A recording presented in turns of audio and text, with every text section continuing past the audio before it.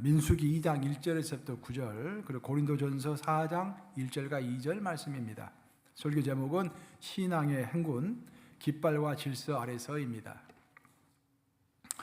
여호와께서 모세와 아론에게 말씀하여 이르시되 이스라엘 자손은 각각 자기의 진영의 군기와 자기의 조상의 가문의 기호 곁에 진을 치되 회막을 향하여 사방으로 치라. 동방 해돋는 쪽에 진칠 자는 그 진영별로 유다의 진영의 군기에 속한 자라.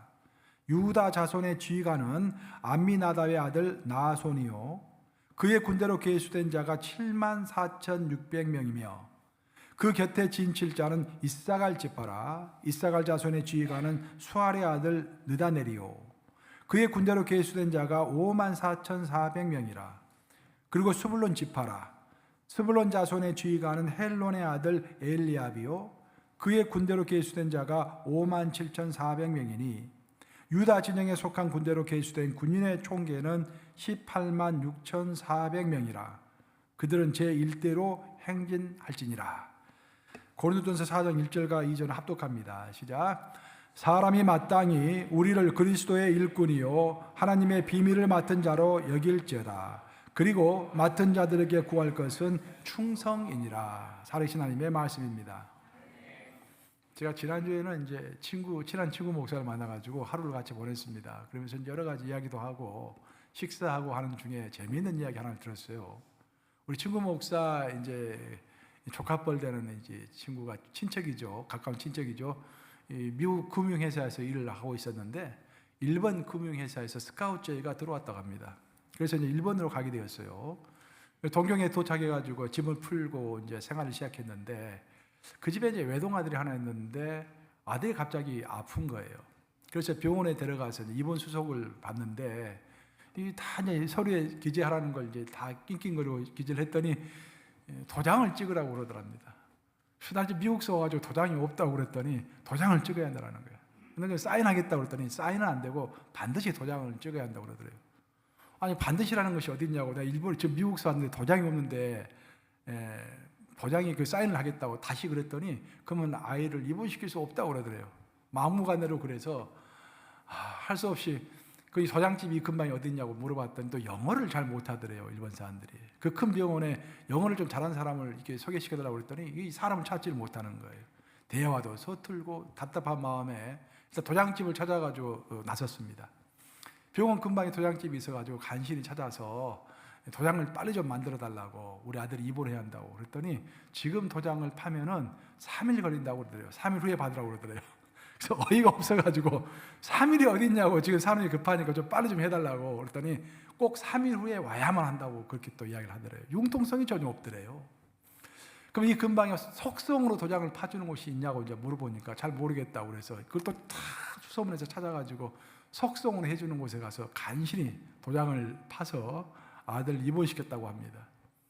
그 일이 있고 나서 몇 달 후에 이제 한국을 방문하게 되었어요. 이 가족이. 한국도 도장 문화니까 분명히 도장이 필요할 것이다 라고 생각해가지고 도착한 그 다음날 미리 도장집을 찾아가지고 거기 갔대요. 도장집을 갔더니 딱 컴퓨터 화면을 보여주더래요. 컴퓨터 화면을 딱 보여주면서 거기에 도장 모양이 여러 가지가 있는데 이것 중에서 당신이 원하는 것을 누르시오. 눌렀대. 그러고 나서 그다음 글씨체가 또 여러 가지 있더래요. 당신이 원하는 글씨체 누르시오. 눌렀대. 잠깐만 기다리라고. 그랬더니 또 3일 후에 와야 하냐, 이제 와야 한가 생각하고 있었더니 딱 3분 후에 도장이 만들어서 딱 나오더랍니다. 그 이야기를 하면서 우리 친구랑 굉장히 웃었어요. 일본에서 3일 걸리는 일이 지금 한국에서는 3분이면 끝난다, 그런 말입니다. 사실 작년에 2023년에 한국의 1인당 국민 총 생산이요, 국민 총 소득이 일본을 앞질렀습니다. 야, 이건 제가 한국에서 직장 생활할 때 상상을 할 수 없는 일이었어요.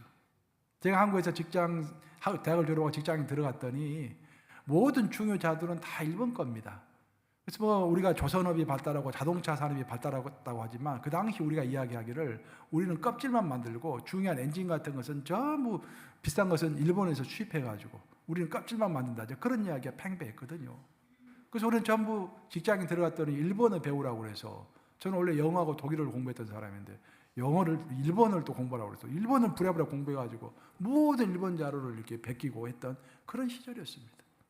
일본에 우리가 보통 한 20년 뒤진다고 그랬었어요, 제가 있었을 때. 근데 드디어 우리가 일본을 추월한 것입니다. 이 대단한 사건이라 저는 생각을 합니다. 지금은 별세하셨지만 제가 한국에 있을 때 최고의 한국의 컬럼니스트는 이규태 씨였어요. 이규태 씨. 이규태 코너 해가지고 유명했죠. 그 이규태 씨가 쓴 책을 제가 대학교 다닐 때 쭉 읽어봤는데 몇 가지 기억나는 것이 지금까지 내 머릿속에 남아있어요. 그 중에 하나가 뭐냐면 이규태 씨가 그런 이야기를 했습니다. 우리 한국 문화는 보자기 문화이고 서양 문화는 가방 문화이다. 여러분들이 가방에다 물건 쌓을 때 어떻게 쌉니까? 생각을 많이 해가지고 촘촘하게 정리해가지고 차곡차곡 가방에다 쌓죠. 보자기에 물건 쌓을 때 어떻게 쌉니까? 대강 다 이것저것 주워가지고 그냥 넣은 다음에 딱 묶으면은 그게 보자기가 되는 거예요. 그렇죠? 보자기는 관리하기가 참 편리합니다. 그래서 이렇게 한국에 이 편리한 보자기 문화가 생긴 이유가 뭐냐? 그 이유를 파헤쳐 봤더니 삼국시대부터 한국은 대대로 전쟁이 많았지 않습니까? 북쪽에서는 오랑캐들이 쳐들어오고 남쪽에서는 왜구들이 쳐들어오니까 전쟁이 일어나면 빨리 도망을 해야 하잖아요. 가방 쌀 시간이 없는 거예요. 있는 거 대양가 빨리빨리 모아가지고 그냥 딱 묶어가지고 빨리 도망을 해야 하는 것입니다. 그래서 보자기 문화가 생겼다라는 거예요.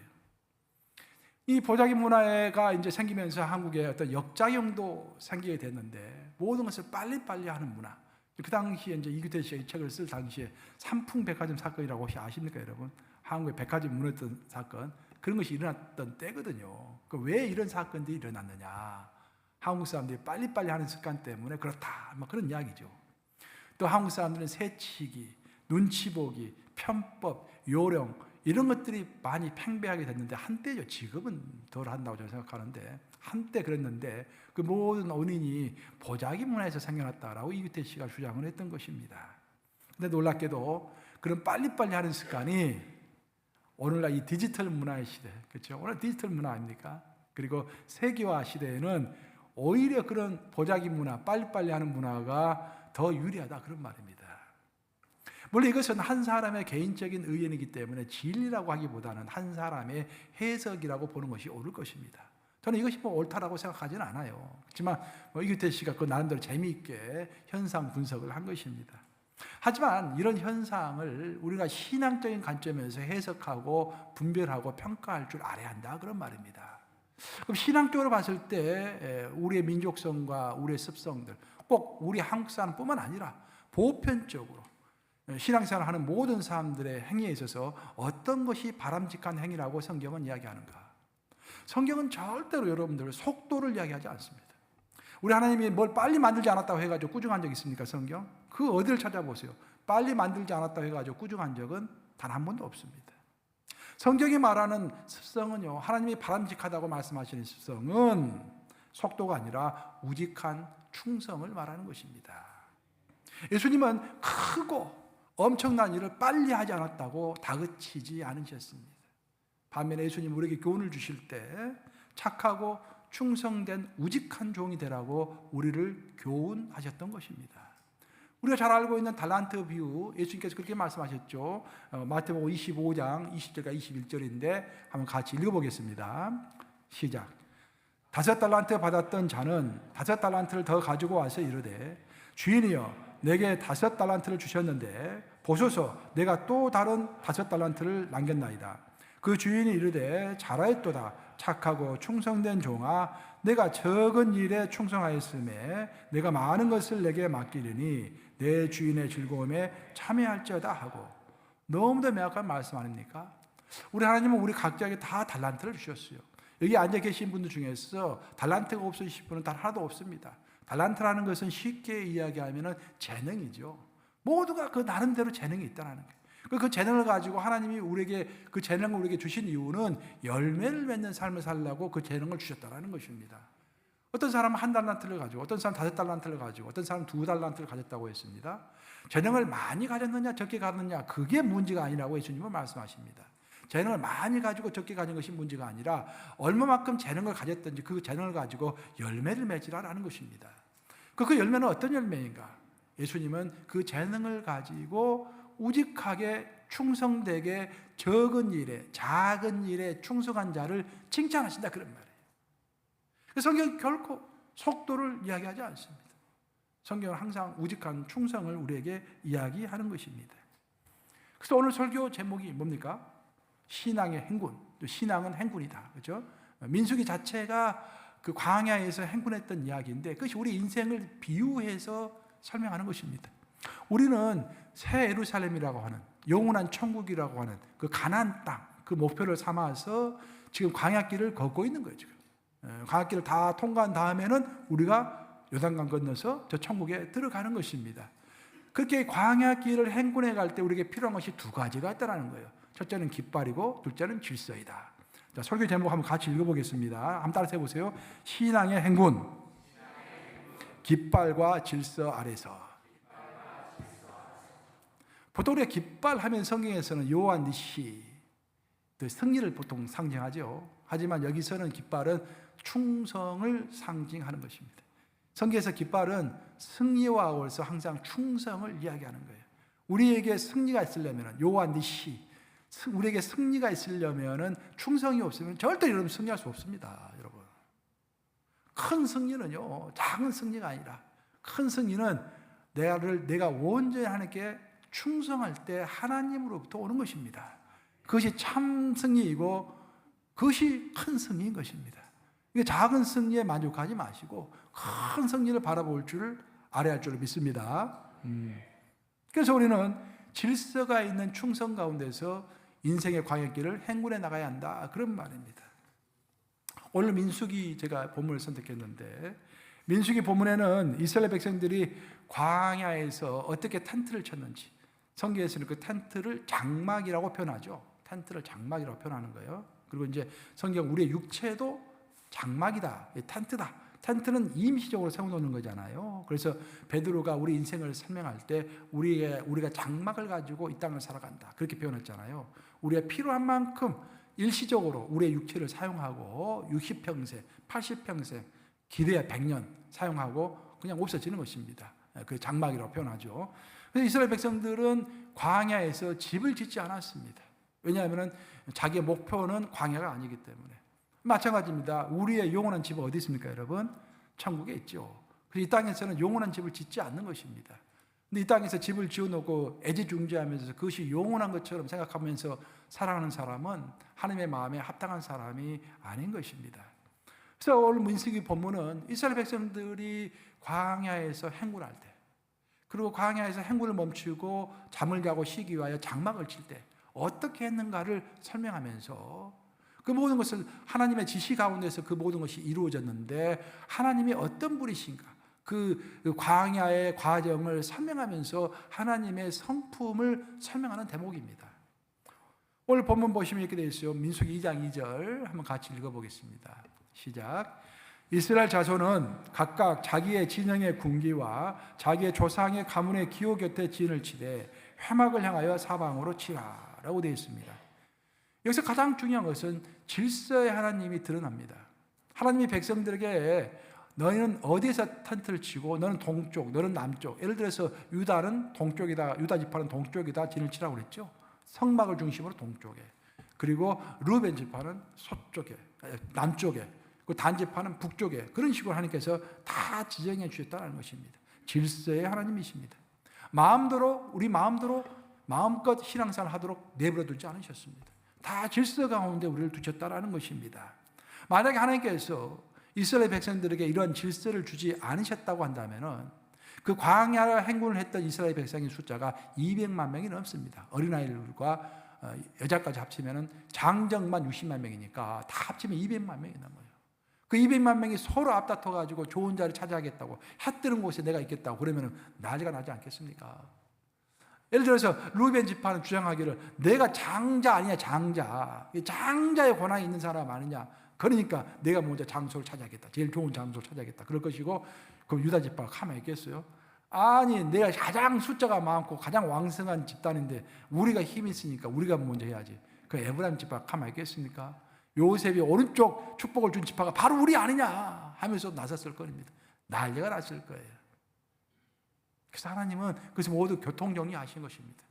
하나님은 질서의 하나님이십니다. 하나님은 질서를 기뻐하십니다. 근데 문제는 슈퍼스타가 되고 싶어하는 사람은 그 질서 가운데에 있는 한 사람이 되기를 원하지 않는 거예요. 질서라는 것은요, 어떤 정해진 틀 안에 들어가는 것입니다. 그럼 그 틀 안에서는 내가 드러나기가 쉽지가 않지요. 스타 기질에 있는 사람은 질서 가운데 있기가 참 힘든 거예요. 드러나서 내 보이스를 높이고 싶은 것입니다. 그래서 이 교회에서 그 보이스가 올려지지 않으면 다른 교회에 가서라도 꼭 내 보이스를 올리고 싶은 것이 인간의 성장이다, 그런 말이에요. 그 스타의식이라는 것은 웬만한 모든 사람들에게 다 있는 거예요. 그것을 죽이지 않으면 하나님의 질서 안으로 내가 들어갈 수가 없는 것입니다. 그래서 칸에 보면은 내가 정말 싫어도 다른 사람과 함께하며 협력한다라는 그 자체가 큰 겸손인 것입니다. 그리고 그 자체가 믿음인 것입니다. 그 자체가 신앙인 것입니다. 여러분의 삶을 한번 돌아보세요. 여러분의 삶에서 여러분의 직장에서도 마찬가지고, 심지어 여러분의 그 친척들과 함께 모였을 때도 마찬가지고, 교회에서는 말할 것도 없고, 뭔가 교회에서 일을 한다고 하는데 내 마음에 별로 안 들어. 교회가 나를 별로 각광을 내게, 초점을 나게 주지 않은 것 같아. 그럼 난 안 하나. 근데 교회에서 뭘 세워주고, 직함을 주고, 올려주고 하면, 그때 열심히 하려고 그래. 그 안 하는 사람 왜 열심히 안 하냐고. 그렇죠? 근데 입장이 바뀌어가지고 내가 별로 각광을 받지 못하면 열심히 안 하냐고 다른 사람이 해도 별로 열심히 하고 싶지 않아. 그것이 모든 인간이 가지고 있는 성정인 것입니다. 그것을 우리가 극복해 가야 하는 거예요. 그것을 극복해가는 과정을 성화라고 하는 것입니다. 우리는 구원을 받는 칭의, 구원을 받는 것으로 우리의 신앙이 끝나는 것이 아니라 구원을 받은 다음에 예수님의 성품을 닮아가는 것. 질서 속의 한 사람, 나를 죽이고 예수님을 살리고 내가 낮아지고 예수님을 높이는 그런 과정 가운데서 성숙해가는 것을 성화라고 하는 것입니다. 우리 고린도전서 14장 33절 한번 같이 읽어보겠습니다. 시작. 하나님은 무질서의 하나님이 아니시오 오직 화평의 하나님이시니라. 모든 성도가 교회에서 함과 같이. 우리 하나님은 그 속성 자체가 질서의 하나님이다라는 것입니다. 우리의 평생 삶의 목적이 예수님을 닮아가는 거 아니겠습니까? 그 예수님을 닮아가야 하는데 예수님의 무엇을 닮아가야 할 것인가? 예수님이 겸손하게 하나님의 질서 가운데 계셨다라는 것입니다. 예수님이 40일 동안 줄이시고 금식하시고 공생애를 시작하려고 했을 때 사탄이 끼어들었잖아요. 그 세 가지 시험을 했습니다. 그 중에 두 번째 시험이 뭡니까? 너가 성전 높은 곳에서 한번 뛰어내려봐라. 그러면 천사들이 와서 다 너를 이렇게 떠받들 것이고, 그럼 사람들이 그 모습을 보고 우와 너 대단하구나, 예수라는 사람이 대단하구나 라고 말할 거 아니냐. 그건 질서를 깨는 인기를 이야기하는 거예요. 그렇죠? 나를 높이는 거. 예수님이 그걸 넘어갔습니까? 절대 넘어가지 않았죠. 그래서 슈퍼스타가 되지 않겠다고 예수님이 말씀하셨어요. 예수님 평범하게 몫으로 사시면서 공생을 사시면서도 요란하게 하지 않으셨습니다. 그렇죠? 질서 가운데 하나님께서 지정해 주신 그 장소를 떠나지 아니하고 예수님 세계 일주하지 않으셨어요. 그렇죠? 예수님 원하셨다면 세계 일주하셨겠죠. 어떤 사람들은 책을 보니까 그런 사람도 있어요. 예수가 인도까지 가셨대요. 또 예수가 한때 우리 신라 시대까지 나타나셨다는 그런 이야기를, 허무맹랑한 이야기를 하고 있는 책들도 있습니다. 그 생각의 바탕이 뭡니까? 예수님은 슈퍼스타라는 거예요. 성경은 절대 그렇게 이야기하지 않습니다. 예수님 슈퍼스타가 아니라 그런 뮤지컬 제목도 지저스 슈퍼스타라는 뮤지컬 제목이 있는데 그런 예수님이 아니라 우리 예수님은 항상 하나님이 정해주신 질서 가운데 계셨던 하나님입니다. 하나님은 예수님에게 딱 그 구역을 정해주셨어요. 예수 너는 팔레스타인 땅 그 근방만 왔다 갔다 해라. 그죠? 예수님이 하나님 그 본체 자체이기 때문에 원하신다면 세계 어디든지 가실 수 있었겠죠. 하지만 예수님이 평생 살았던 땅은요, 우리 한반도 정도 그 땅덩어리에서 왔다 갔다 돌아가신 거예요. 왜? 그것이 하나님이 정해주신, 성부 하나님이 정해주신 예수님의 구역이었기 때문입니다. 왜 예수님이 그런 삶을 사셨을까? 우리에게 모범을 보여주신 것입니다. 우리 성부 하나님이 제정해주신 그 질서 속에서 한 사람으로서 살아가는 그 모범을 우리에게 보여주시는 것입니다. 우리는 내가 스스로 커지고 싶어요. 그렇죠? 많은 사람 나를 알아주면 좋아요. 하지만 성경은 그렇게 말하지 않습니다. 우리를 세워주시는 분은 누구십니까? 하나님이 세워주신다는 거예요. 그때까지 인내하며 기다리라는 것입니다. 우리가 인내하고 기다릴지 모르면 아직 그 사람은 어린 사람이에요. 우리가 인내하며 기다리고 참고 기도할 수 있다고 한다면은 그 사람이 성숙한 사람인 것입니다. 우리가 무슨 직분을 가졌냐라는 것은 아무 의미가 없어요. 그래서 교회에서 우리끼리 이야기하는 것이지, 정말 하나님 앞에서 큰 사람은 겸손하게 질서 가운데서 인내하는 사람일 줄로 믿습니다. 오늘 민수기 본문에서는 이스라엘 백성들이 광야에서 장막을 치는 것과 아울러서 이제 보면은 민수기에서는 두 가지를 이야기를 해요. 하나는 행군하는 것. 행군할 때는 장막을 일단 이제 다 이제 이렇게 벗겨내 가지고 이제 뿌린 다음에 그 메고서 행군을 해야죠. 그리고 이제 하나는 장막을 칠 때, 장막을 치는 것과 장막을 벗고 행군하는 것, 이 두 가지를 이야기합니다. 근데 지금 제가 방금 이제 쭉 설교했던 것은 장막을 칠 때 하나님께서 어디에다 장막을 칠 것인지 다 질서 가운데서 배분해 주셨다, 그런 이야기를 했고요. 행군할 때도 마찬가지. 행군할 때도 백성들이 마음대로 행군한 것이 아닙니다. 제일 먼저 유다 지파가 항상 제일 먼저 행군을 했어요. 그 유다 지파 그 앞에는 레위 족속이 있었고, 레위 족속 그 앞에는 레위 족속 중에서도 제일 앞에는 아론의 후손들이 있었습니다. 그런 식으로 다 이렇게 하나님께서 순서를 정해 주신 거예요. 마음대로 하지 않았습니다. 오늘 본문인 민수기 2장 34절 한번 같이 읽어보겠습니다. 시작. 이스라엘 자손이 여호와께서 모세에게 명령하신 대로 다 준행하여 각기 종족과 조상의 가문에 따르며 자기들의 길을 따라 진치기도 하며 행진하기도 하였더라. 여기서 특징적인 게 뭐냐면은 이스라엘이 진을 치든지 행군하든지 한 가지 공통된 특징이 있었는데, 그것은 뭐냐면은 항상 깃발을 중심으로 모여서 행군했다는 것입니다. 깃발은 두 가지 깃발이 있었다고 그랬죠. 자기 족속의 깃발, 그러니까 저기 유다 지파의 깃발이 있는 거예요. 그리고 자기 가문의 깃발이 또 따로 있는 거예요. 그 깃발 밑에 모여가지고 함께 텐트를 치기도 하고 함께 행군도 했다는 거예요. 그러니까 예를 들면 롱 아일랜드에 있는 모든 기독인들이 행군을 하면은요, 반드시 뉴욕 감력의 깃발, 뭐 또 다른 교회 깃발들이 있고, 우리는 뉴욕 감력 깃발 아래에서 행군한다, 그런 말이에요. 그 왜 하나님은 깃발을 드시라고 하셨을까? 이 깃발은 충성을 이야기하는 것입니다. 깃발은 먼저 소속감을 이야기하는 거예요. 그렇죠? 유다 지파 중에서도 어느 집안, 그 자기 소속을 이야기하는 것입니다. 그리고 그 소속에 대한 자부심을 이야기하는 거예요. 자부심. 제가 이게 배지 딱 타고 있잖아요. 이게 무슨 배지입니까? UMC 배지 타고 있잖아요. 내가 UMC를 부끄럽게 여기면 이거 차고 있겠어요, 제가? 자랑스럽게 여기니까 이게 차고 항상 어디를 가든지 이거 항상 차고 다니지 않습니까? 자부심을 이야기하는 것입니다. 깃발은 자부심과 소속감을 얘기하는 거예요. 내가 소속되어 있고 내가 소속되어 있는 그 단체에 자부심을 갖고 있기 때문에 충성은 자연스럽게 나오는 것입니다. 그래서 깃발이라는 것은 항상 결론적으로 승리와 아울러서 충성을 상징하는 것입니다. 우리가 어떤 야구 경기장에 가든지 축구 경기장에 가면은 애국가가 퍼집니다. 그 미국 사람들은 전부 송조기를 향하여 가슴에 손을 얹고, 한국에서는 태극기를 향하여 가슴에 손을 얹습니다.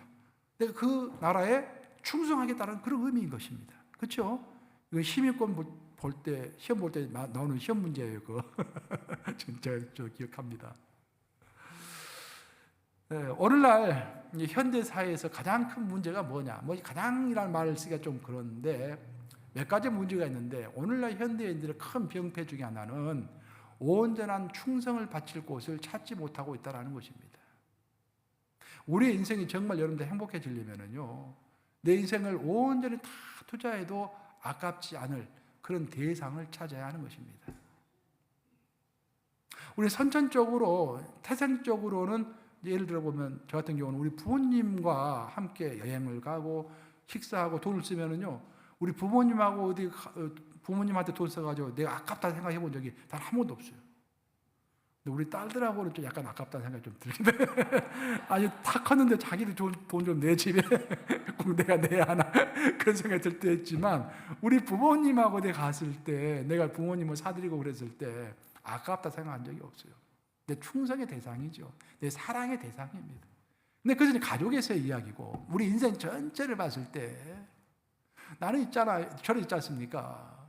애국자들이 그 나라를 위하여 목숨을 잃었다는 것은 행복이라고 생각합니다. 그 마음속에 그 나라에 대한 확신이 있었을 것이고, 자기 몸을 다 들어도 아깝지 않을 그 나라를 향한 사랑과 충성이 있었기 때문에 그 나라를 향하여 자기 목숨을 버린 것 아니겠습니까? 이념이 됐든지 나라가 됐든지 친구가 됐든지 자기의 모든 헌신을 다 바칠 수 있는 충성의 대상을 찾은 사람은 그 인생은 행복한 인생인 것입니다. 근데 오늘날 많은 사람들은 그 대상을 찾지를 못해요. 직장에서도 언제 마음에 들지 않으면 그냥 튕겨나올 것처럼 일을 하고, 교회도 마찬가지죠. 내 마음에 좀 안 들면 언제든 튕겨나올 수 있는 충성의 대상이 아닌 것입니다. 그러고 보면은 충성의 대상을 찾지 이제 못하고 있는 시대를 우리는 보통 포스트 모던 시대라고 그러죠. 포스트 모던의 특징이 뭔가 절대적인 진리는 없다라는 것입니다. 모든 것이 상대적이에요. 근데 그 뭐 상대적인 것에다가 내 절대적인 목숨을 바칠 필요가 없어지는 것 아니겠습니까? 그래서 이 땅을 사는 사람들은 적당하게 사랑하고 적당하게 충성하면서 이 땅을 살아가는 것입니다. 그런데 예수님은 그렇게 살라고 하지 않으셨어요. 예수님 우리를 사랑하시되 성경에 뭐라고 하셨습니까? 우리 목숨까지 주시도록 우리를 사랑하셨다고 그랬죠. 완전한 충성으로, 완전한 사랑으로 우리를 대하신 거예요. 그 때문에 예수님은 행복하신 분이십니다. 돌아가셨지만 진짜 사랑하는 자들 위하여 아낌없이 다 주었기 때문에 사랑하는 자라, 정말로 그 행복한 자다, 그런 말이에요.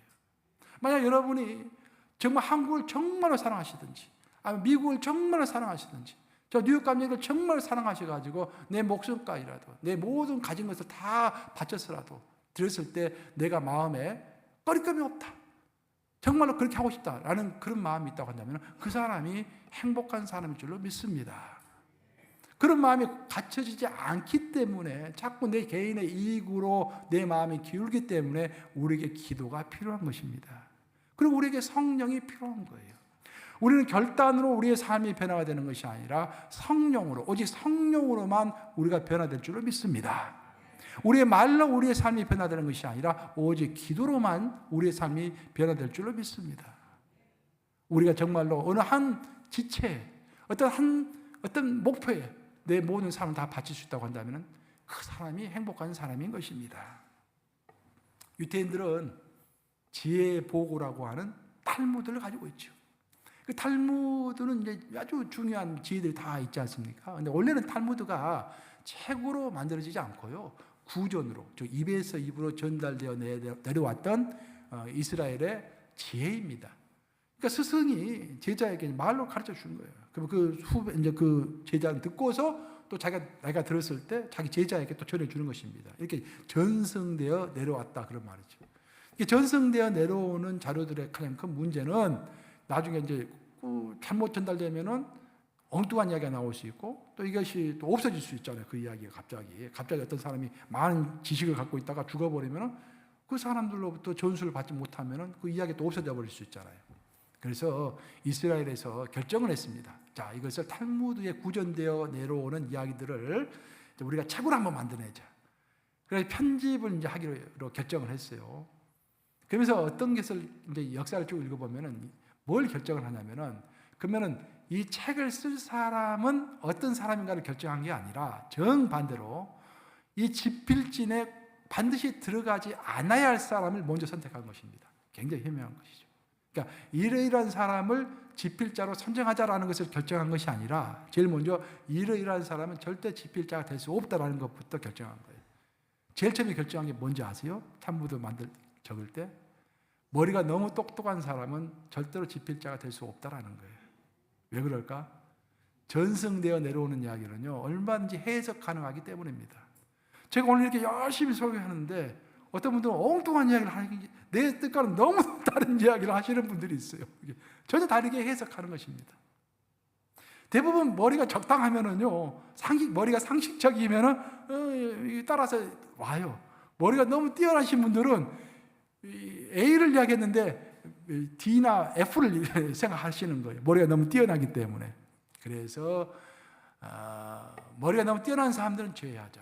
그리고 탈무드의 말을 그대로, 글자 그대로 옮길 수 있는 사람, 자기 해석을 끼우지 않고 그대로 옮길 수 있는 사람을 집필자로 선정하자. 그것이 제일 원칙이었다라는 것입니다. 결국 하나님의 나라에서는요, 똑똑한 사람보다는 충성된 사람이 훨씬 더 귀중한 것입니다. 그걸 우리가 첫째 알아야 한다, 그런 말이에요. 성경을 보면 다윗의 이야기가 아주 중심적으로 많이 나오죠. 다윗은 위기에 몇 번 처했는데, 다윗이 위기에 처했을 때 주변 사람들이 어떤 반응을 보였는가, 그것은 우리에게 큰 인생 교훈입니다. 다윗의 이야기를 통해서 우리가 인생 교훈을 얻을 수 있기 때문에 하나님께서 그런 이야기를 다 지금 성경에 기록해 놓으신 것이죠. 다윗이 한때 가장 어려움에 처했을 때 이런 일이 있었어요. 사무엘하 15장 30절 말씀 한번 같이 읽어보겠습니다. 시작. 다윗이 감난산 길로 올라갈 때 그의 머리를 그가 가리고 맨발로 울며 가고 그와 함께 가는 모든 백성들도 각각 자기의 머리를 가리고 울며 올라가니라. 아들 압살롬에게 쫓기는 장면입니다. 아니 여러분, 인생을 살면서 가장 비참한 것 중에 하나가 세상 다른 사람도 아니고 자기 아들이 자기를 죽이려고 쫓아오고, 자기 아들이 내 후궁들을, 내 아내들죠, 다윗이 후궁들이 여러 명 있었으니까 그 후궁들을 차지하려고 온다면은 비참한 것 중에 가장 비참한 거 아니겠습니까? 아들이 원수가 돼가지고 싸워야 한다면 여러분 생각을 해보세요. 있을 수가 있는 일입니까? 그것이 다윗에게 있었다라는 거예요. 아들 압살롬이 아버지에게 반항해가지고 아버지를 죽이려고 헤브론에서 예루살렘에 향하여 쫓아왔던 것입니다. 상황을 보고 도저히 다윗이 승산이 없다고 생각하고서 피난길에 올랐습니다. 피난길에 오를 때 세 가지를 했다고 되어 있죠. 자기 머리를 가렸다. 즉 머리는 권위의 상징입니다. 그러니까 머리는 권위의 상징이기 때문에 왕은 항상 머리를 딱 사람들에게 보여야 하는 거예요. 그렇죠. 자기의 권위가 이제 시들시들해졌기 때문에 그 권위를 컵으로 덮었다라는 거예요. 뭐 모자를 썼는지 모르겠습니다. 하여튼 컵으로 덮었다라는 거예요. 두 번째로는 맨발로 걸었다라고 되어 있습니다. 맨발은 뭡니까? 회개하는 마음을 맨발로 상징하는 것이죠. 하나님 앞에서 회개하는 마음을 걸었고, 세 번째는 울었다라고 되어 있습니다. 엉엉 울면서 머리를 가리고 맨발로 걸어가면서 엉엉 울었다라고 되어 있습니다. 비통한 현실을 인정했다라는 것입니다. 그럼 다윗은 왜 이렇게 되었을까? 다윗은 원래 밧세바를 범하기 전에는 굉장히 늠름하고 멋있는 사람이었죠. 하지만 밧세바를 범한 다음부터 하나님으로부터 세 가지 징벌을 받게 됩니다. 여기서 중요한 것은 다윗은 한 가지 죄를 범했습니다. 밧세바를 범한 한 가지 죄를 범했는데 하나님은 세 가지 징벌을 주셨습니다. 나단 선지자를 통해서 너는 세 가지의 벌을 받게 될 것이다. 첫째, 너희 집에서 칼이 떠나지 않을 것이다. 둘째, 너와 밧세바 사이에 낳은 그 아들은 죽을 것이다. 세 번째, 너는 너의 처는 다른 사람이 차지하게 될 것이다. 그 왜 한 가지 죄에 대해서 세 가지의 벌을 주셨을까? 출애굽기 22장에 나오는데 배상법이 나오죠. 그리고 우리가 레위기를 읽어보면 속건제가 나옵니다. 그 법칙에 따라서 하나님은 한 가지 죄에 대해서 세 가지 징벌을 주신 것입니다. 참 다윗이 참 너무 어려운 상황에 처하게 된 것이죠. 복음서를 읽어보면, 신약의 복음서를 읽어보면 약간 비슷한 이야기가 나옵니다. 우리 예수님이 십자가에서 이제 완전히 돌아가셨을 때 이제 이 세상 사람들로부터 버림받는 그런 내용이 나오는 것입니다. 이렇게 다윗이 생사의 기로에 처하고 우리 예수님이 아무런 소망이 없는 이제 시체가 딱 되어가지고 있었을 때, 그때 그 주변에 있던 사람들이 어떤 반응을 보였는가를 성경은 증언하면서 우리에게 인생 교훈을 얻도록 하는 것입니다. 다윗과 예수님이 아주 어려운 상황에 처했을 때 사람들은 세 가지 중에 하나의 반응을 보였다고 성경은 설명합니다. 다윗이 어려움에 처했을 때 첫째, 아이도벨 같은 사람이 나타났습니다. 책사죠, 책사. 전략가. 책사 아이도벨은 평상시에는 다윗 바로 옆에서 그렇게 보좌했던 사람인데 다윗이 망할 것처럼 보이니까 금방 돌아서서 다윗을 배신했던 사람입니다. 반면에 후세가 있었죠. 후세는 다윗이 어려울 때나 기쁠 때나 슬플 때나 항상 같이 했던 사람인데 역시나 다윗이 도망하는 그 과정 가운데서도 끝까지 다윗에게 충성했던 사람입니다. 반면에 세 번째 사람이 있는데 그것은 신약에 나오는 아리마대 사람 요셉, 니고데모, 1절 제가 한번 소개한 것 같은데, 그 사람들은 특징이 뭐냐면은 평상시에는 내가 예수의 제자다라고 나타내지 않았어요. 좀 두려운 마음도 있고 성격도 소심한 거죠. 조심스러운 면이 있는 것이죠.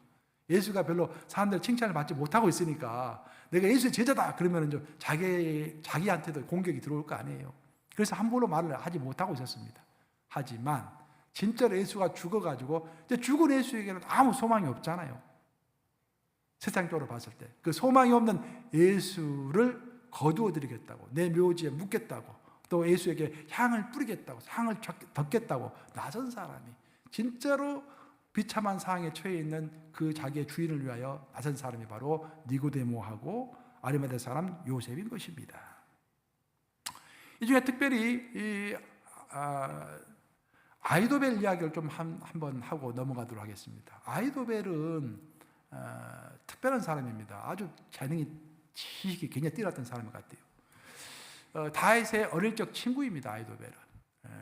그리고 같이 컸기 때문에 다윗이 사울 왕을 물리치고 왕의 자리에 등극했을 때 다윗이 제일 먼저 했던 일은 뭐냐면은 사울 밑에서 일을 했던 사람들 다 잘랐습니다. 쉽게 얘기하면 파이어 시킨 거예요. 이렇게 레이오프 시킨 거예요. 반면에 아이도벨은 용서해 주었습니다. 자기가 친구였기 때문에. 그리고 오히려 자기의 책사로 삼아가지고 군사적인 면, 정치적인 면을 상담해주는 그런 자기 최측근으로 아이도벨을 삼았던 것입니다. 그 아이도벨에게는 아들이 하나 있었는데 용맹한 장군입니다. 그 아들의 딸이 밧세바죠. 그러니까 아이도벨은 밧세바의 외할아버지입니다. 그리고 그 밧세바는 이제 아이도벨의 아들의 부하 중에서, 부하 장군 중에서 충실한 부하 우리아를 데려다가 시집을 보냈습니다. 우리아에게. 그래서 그 가정은 주로 이제 군사적인 다 장군들의 가문이고, 아이도벨은 무려 책사지만 나름대로 행복한 가정을 이루고 있었습니다. 근데 그 행복한 가정이 다윗의 한순간의 실수로 인해서 완전히 집안이 무너져 버린 것입니다. 우리아는 죽게 되고 밧세바는 엉뚱하게 다윗의 아내가 되어버리고, 그런 가정 가운데서 아이도벨이 마음에 원한을 품은 것입니다. 이걸 잘 여러분들이 생각해 보셔야 돼요. 마음에 원한이 다 생긴 거예요. 근데 아이도벨은 아주 지혜로운 사람이에요. 성경을 읽어보면은. 지혜라는 것은 헬라적 지혜가 아니라 히브리적 지혜를 이야기하는 거예요. 우리가 이제 보면은 헬라적 지혜라는 것은 그리스 철학을 이야기하는 것이죠. 인간의 지혜를 이야기하는 것입니다. 하지만 히브리적 지혜, 성경이 말하는 지혜는 하나님으로부터 오는 지혜를 얘기하는 거예요. 그래서 아이도벨은 하나님으로부터 오는 지혜를 가지고 있었던 사람이기 때문에 분명히 다윗이 죄를 범했음에도 불구하고 이미 하나님이 그를 용서하셨다라는 것을 알고 있었어요. 그럼 거기서 끝마치 하는 거예요. 그런데 아이도벨은 그 마음속에 있는 그 쓴뿌리를 놓지를 못했던 것입니다. 언젠가는 내가 보복을 해야지. 즉 아이도벨의 결정적인 문제는 뭐였냐면은 하나님의 뜻을 분별하여 알고 있었음에도 불구하고 자신의 복수심을 뛰어넘을 수가 없었다는 것입니다. 이것이 인생의 비극인 것입니다. 이것은 모든 인간이 어느 정도는 다 가지고 있는 태생적인 문제인 것입니다. 그래서 우리는 이런 문제들을 해결하기 위해 성경을 읽는 것이고 기도하는 것이고 성령의 절대적인 도우심을 요청하는 것입니다. 많은 사람들은 자신이 잘못 가고 있다는 것을 알고 있음에도 불구하고 자기 감정 때문에 멈추지를 못합니다. 그래서 결국 실수를 하고 감옥까지 가게 되는 것이죠. 이로써 우리가 얻을 수 있는 아주 큰 교훈이 있습니다. 이거 꼭 잊지 마세요, 여러분들. 우리는 충성스러운 사람이 돼야 하는데, 하나님 앞에서 하나님께 충성하는 사람이 돼야 하는데, 그 충성스러운 사람이 될 수 없는 조건이 하나 있다는 거예요. 아까 탈무드를 집필할 사람을 선정할 때 이 사람은 집필자로 삼지 말아야 한다. 그 부정적인 것을 먼저 정했다고 그랬지 않습니까? 충성도 마찬가지예요. 이런 것 때문에 충성이 안 되는 것이다 라는 것을 우리가 먼저 알고 있어야 합니다. 왜 우리는 온전한 충성을 하나님께 드릴 수 없는 것일까? 왜 우리는 온전한 충성을 교회에 드릴 수 없는 것일까? 왜 우리는 온전한 충성을 이 나라에 드릴 수 없는 것일까? 왜 내 삶에는 전부 다 조금 충성은 다 드리는데 온전한 충성을 드리는 대상은 단 하나도 없는 것일까? 그 이유는 두 가지입니다. 첫째는 내 감정과 내 이익입니다. 우리가 개인의 감정과 개인의 이익을 뛰어넘지 못하면요, 절대로 온전한 충성을 드릴 수가 없습니다. 오늘 온전한 충성을 드렸다가도 감정과 이익이 살아있는 사람은 내일 그 충성을 다시 거두어 드리는 것입니다. 그것이 인간인 거예요. 성경을 좀 더 살펴보면요, 만약 개인적인 감정과 이익을 억누르지 않았다고 한다면은 엘리사는 결코 사르밧 가부집을 가지 못했을 것입니다. 엘리사가 굉장히 힘들었죠. 먹을 것도 없고 굉장히 힘들었습니다. 그래서 하나님께 요청했어요. 그때 하나님이 사르밧 가부집으로 가라. 사르밧 지역에서 제일 가난한 집입니다. 아니, 보내시려면 왕에게 보내시든지 어떤 귀족에게 보내시든지 어떤 갑부에게 보내실 것이지 가장 가난한 가부집에 가라고 하니 자존심도 상하고 말입니다. 하나님 이것밖에 안 됩니까? 근데 많은 사람들은 하나님의 음성을 듣고도 자기 감정 컨트롤이 안 돼가지고 하나님이 가라는 길로 안 간다라는 것입니다. 가장 대표적인 인물 누굽니까? 요나. 할렐루야. 딱 나오네. 우리 홍소희 고사님. 할렐루야. 요나가 그런, 성경은 다 우리 이야기 하는 거예요. 요나. 또 아브라함을 한번 생각해 보세요. 아브라함이 하나님께서 아브라함아 너 아들 이삭을 번제로 바치라. 여러분 바칠 수 있겠어요? 아니 하나님 줄 때는 언제고 또 뺏어갈 때는 또 언제입니까? 아니 아들을 번제로 바치라고요? 불에 태우라고요? 차라리 내가 죽겠습니다. 우리 전부 그렇게 얘기한다 이 말입니다. 그 하나님 앞에서 불순종하는 것입니다.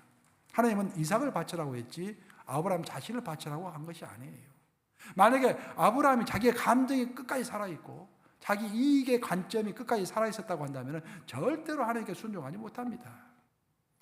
아브라함 나이가 100세가 훌쩍 넘어가면서 많이 성숙했기 때문에 자기 감정도 내려놓고 자기 이익도 내려놓으면서 바치라면 바치겠습니다 라고 하나님 앞에 나선 것입니다. 그것이 경륜이다라는 거예요. 그것이.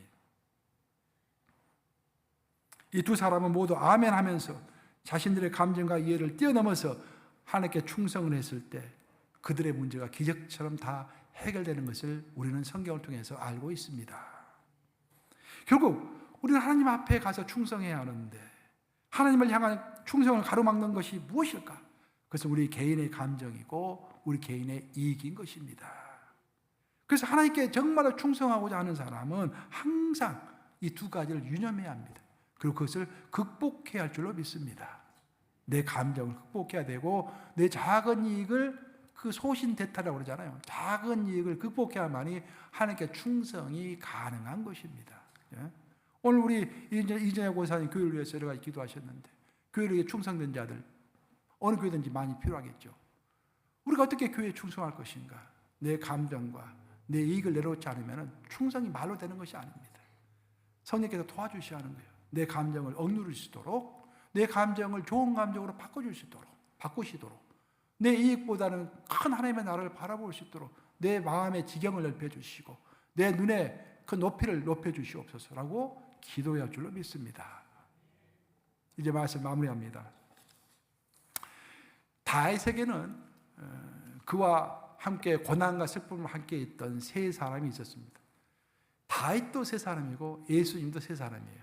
참 특이하죠. 그러니까 그거 보면은요, 여러분 인생에 정말 흉금을 다 터놓고 서로가 서로에게 충성할 수 있는 세 사람이 있다고 한다면 그 사람은 하나님 같은 사람이에요. 세 사람이 없습니다. 여러분 만약에 한 사람이라도 그 사람을 갖고 있다고 한다면 여러분은 성공한 사람일 줄로 저는 믿습니다. 다윗 곁에는 항상 누가 있었습니까? 사독 제사장, 요압 장군, 그리고 나단 선지자 세 사람이 항상 있었잖아요. 그 성경 더 읽어보면은 다윗은 37명의 목숨을 함께한 병사들이 있었습니다. 그 37명은 다윗이 광야에서 도망칠 때도 함께했고, 다윗이 승승장구할 때도 함께했고, 또 다윗이 내리막길을 걸어갈 때도 절대 다윗을 배반하지 않고 바로 옆에서 지켰던 37명의 병사였다라는 것입니다. 근데 그래서 한 가지 특징적인 게 뭐냐면은 그 37명의 병사를 살펴보면은요, 그 중에 이방인들이 많았다라는 거예요. 여러분, 다윗은 이스라엘의 왕입니다. 이스라엘 족속은 기본적으로 생각이 뭐냐면 하나님은 우리를 선택하셨다고 믿는 거예요. 선민의식을 갖고 있습니다. 그래서 혈통을 굉장히 중요시 여겨요. 피를 중요시 여긴다 그런 말이에요. 그래서 이방인들은 아주 이 눈에 눈곱처럼 보는 사람들이 이게 이스라엘 사람들 아닙니까? 이방인들 저렇게 깔보는 사람들이 이스라엘 사람들 아닙니까? 그런데 다윗은 자기 최측근에다가 이방인들을 여러 명 둔 것입니다. 그것은 뭐냐면은 다윗이 사람을 선별할 때는요, 자기의 혈통을 보고 선별한 것이 아니라 충성심을 보고 선별한 것입니다. 그것이 다윗만의 선별법일까요? 아닙니다. 우리 예수님도 똑같았다라는 거예요. 예수님이 만약에 지혜 있는 사람, 똑똑한 사람, 활동력 있는 사람을 선발했다고 한다면은 가룟 유다를 선발하셨을 것입니다. 하자 우리 예수님의 기준은 항상 충성된 사람이었습니다. 그러니까 우직한 베드로, 무식한 베드로를 선택한 것이죠. 예수님께서. 그것은 우리에게도 똑같이 적용될 줄로 믿습니다. 성삼위 하나님은 똑똑한 자를 쓰시는 것이 아니라 충성된 자를 들어 사용하십니다. 이 말씀 항상 생각하시면서 자신을 스스로 돌아보시는 저와 여러분 되시기를 축원합니다. 그리고 마지막으로 지금 우리는 설교 제목대로 인생의 행군을 하고 있습니다. 약속의 땅을 향하여 인생의 광야길을 가고 있는 거예요. 인생의 광야길을 갈 때 민수기에 따르면 항상 두 가지가 필요합니다. 깃발이 필요하고 질서가 필요한 것입니다. 질서 안에 있는 나, 깃발 밑에서 하나님께 충성을 드리는 나, 그 질서에 있는 충성 가운데서 인생길을 온전하게 걸어가시는 저와 여러분들 되시기를 우리 주님의 이름으로 축원합니다. 기도하셨습니다.